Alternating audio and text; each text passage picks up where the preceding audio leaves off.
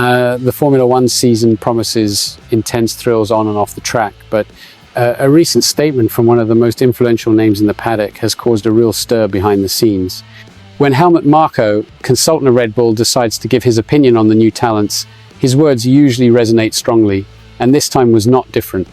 During an interview with the Austrian channel Service TV, Marko gave his assessment of the category's debutants, creating a kind of hierarchy between them.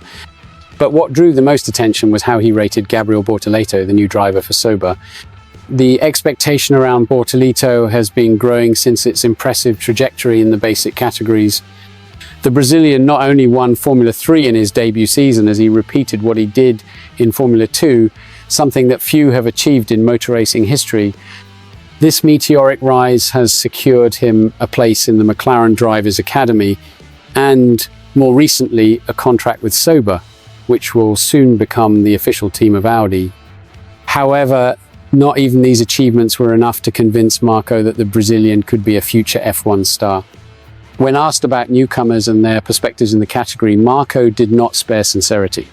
He divided the rookies into 3 categories: A, for those who have the potential to become big names; B, for those who can stay active but not stand out; and C, for those who will struggle to stay in the category. When talking about Bortoleto, the rating was clear. He is a B driver, said the Austrian. He is very smart, has a solid understanding of strategy and tyre management, but lacks pure speed. Marko's comment generated mixed reactions. After all, Bortoleto won his titles at the base not only for regularity, but also demonstrating great adaptability and intelligence within the track. The Brazilian won Formula 3 with only 1 win in the season, which may have influenced the perception of the consultant Red Bull. In Formula 2, history repeated itself with only 2 wins. For Marko, this relatively low number of wins raises questions about the young talent's aggressiveness and sheer speed. In addition to Bortoleto, Marko also commented on other newbies. Andrea Kimi Antonelli of Mercedes was classified as an A driver, despite the enormous pressure he carries and accidents in tests. Oliver Bearman from Haas also received a positive review, being seen as a fast competitor but who needs to better control his aggressiveness. On the other hand, Jack Doohan of Alpine received a tough prediction. According to Marko, he will not complete the season.